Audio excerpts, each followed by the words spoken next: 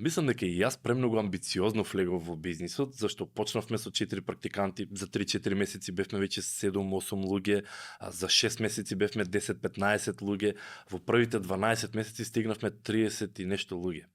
И јас се најдов во ситуација каде што организацијски не бевме спремни за 30 луѓе. Значи доаѓаат луѓе и не знам дали ми се вработени или не, зашто во толку краток период се уште во еден Excel имавме кој не е клиент, кој не е клиент и кој е вработен и кој не. И мислам дека тука ми беше најголемата грешка, зашто треба ипак и организацијско јакнење. И јас како консултант реков, прекинувам да ја растам компанијата, сега ќе работам на компанијата на јакнење на капацитети од HR, од финанси, од процеси, од системи, со цел да малку да се стабилизираме и да не ги правиме тие големи грешки што сите ги прават. Визијата за Бизби беше од сам старт дека Данчо сака да се пензионира на 35 и кон тоа целиме?